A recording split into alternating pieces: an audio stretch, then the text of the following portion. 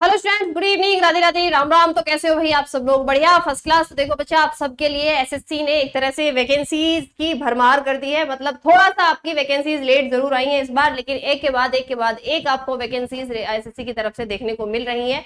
आज मैं दो ऐसी टॉप वैकेंसीज के बारे में बात करूंगी एसएससी की, जिनका बहुत ही कम बच्चे फॉर्म भरते हैं। मतलब बच्चे इंटरेस्टेड ही नहीं है वो फॉर्म भरने में, तो लो कंपटीशन रहता है और आप लोग इजीली यहाँ पर अपनी जॉब जो है ले सकते हैं। तो सबसे पहले जो ये आपकी वैकेंसी है, ये आप लोगों को देखने को मिलेगी सिलेक्शन पोस्ट की तरफ से, जो आपके 10th 12th level, graduate level पर अलग अलग ये वैकेंसी निकलती है। बहुत कम बच्चे हैं, मतलब 3000 4000 आपकी वैकेंसी हर साल निकलती है। इस बार भी आपकी 2400 प्लस वैकेंसी है।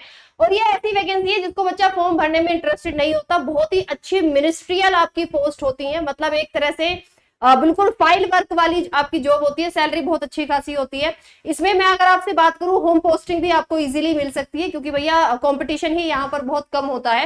तो आपके 2 जून से बच्चा रजिस्ट्रेशन स्टार्ट है, 23 जून तक आपके फॉर्म भरे जाने हैं। तीनों लेवल 10th 12th ग्रेजुएट पर आप लोग अपनी ये बच्चा बेसिकली अपनी जो यहाँ पर अप्लाई है क्वालिफिकेशन के हिसाब से कर सकते हो। ठीक है, अब यहाँ पर यदि मैं आपसे बात करूं, देखो इन्होंने एग्जाम भी लिख दिया है कि एग्जाम डेट आपका जुलाई में है ना, जुलाई से लेकर अगस्त में बच्चा आप लोगों का एग्जाम भी यहाँ पर लिखा हुआ है। मतलब बहुत ज्यादा समय नहीं है आपके एग्जाम के लिए भी। ओके जी, चलिए नेक्स्ट यदि बच्चा मैं आपसे बात करूं यहाँ पर कि मैट्रिक, देखो अलग अलग पोस्ट है आपकी, अलग अलग मिनिस्ट्री में अलग अलग पोस्ट के हिसाब से वैकेंसी निकली। तो 10th 12th और ग्रेजुएट तीनों के लिए ये आपकी पोस्ट है। अब मैं यहाँ पर इतनी बात क्यों कर रही हूँ, क्योंकि भैया आप लोगों को ना कोई भी अलग से 2-4 पेपर नहीं देने हैं। सीएचएसएल में आपको देखो 2 देने हैं, सीजीएल में आपको 2 देने हैं, एमटीएस और जीडी में, जीडी देखो बच्चा जो फोर्थ को पसंद करता है वो जीडी में जाता है, एमटीएस वाला बच्चा अलग होता है। लेकिन ठीक है, जो आप लोगों का ये जो पोस्ट होती है सिलेक्शन पोस्ट की, यदि मैं आपसे बात करूं, सिंपल एक पेपर दो, उसके बाद में सरकारी नौकरी आपकी हो जाती है।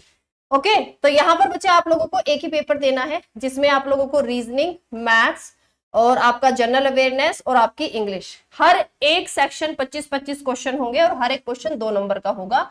0.50 की आपकी नेगेटिव मार्किंग रहेगी। 1 घंटे का आपको समय दिया जाएगा, यानी यहाँ पर हर एक क्वेश्चन आपका 2 नंबर का है।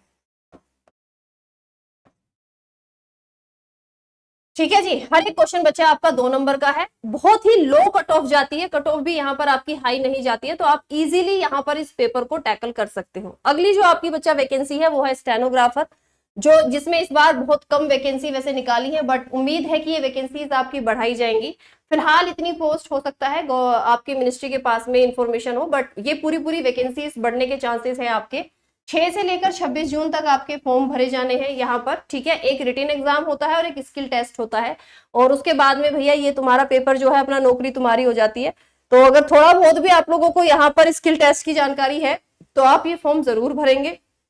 एग्जाम डेट इन्होंने भी आपकी लिख दी है कि 6 से लेकर 11 अगस्त के बीच में हम लोग अपना एग्जाम जो है कंडक्ट करा लेंगे। अब यहाँ पर यदि मैं आपसे बात करूं पेपर की, तो भैया थोड़ा सा अलग है, बट एक ही पेपर होना है। जनरल अवेयरनेस के आपके 50 क्वेश्चन रहेंगे, रीजनिंग के 50 क्वेश्चन रहेंगे और इंग्लिश रहती है 100 नंबर की। हर एक क्वेश्चन 1 नंबर का, हर एक क्वेश्चन यहाँ पर आपका 1 नंबर का रहेगा, यानी कि आपको 200 नंबर का पेपर देना होगा और 2 घंटे का आप लोगों को समय दिया जाएगा। नेगेटिव मार्किंग एसएससी के हर एक एग्जाम में 1/4 ही होती है, तो इसमें भी आपकी 1/4 ही आपकी नेगेटिव मार्किंग यहाँ पर आपको देखने को मिलेगी।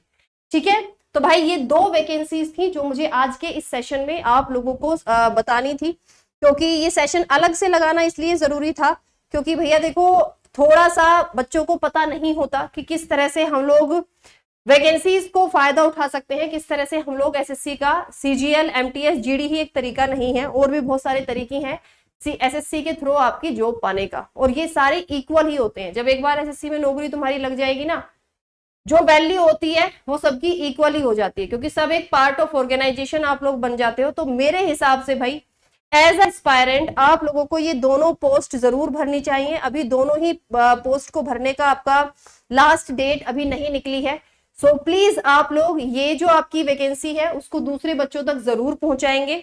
आप लोग किस पोस्ट में इंटरेस्टेड हैं ये आप लोग मुझे कमेंट सेक्शन में जरूर बताएंगे कि भाई हम इस पोस्ट में, अगर कोई डाउट है वो भी पूछ सकते हैं कमेंट सेक्शन में, बट आप किस पोस्ट के लिए अप्लाई करना चाहते हैं वो भी आप लोग मुझे इस वीडियो के नीचे कमेंट सेक्शन में जरूर बताएंगे।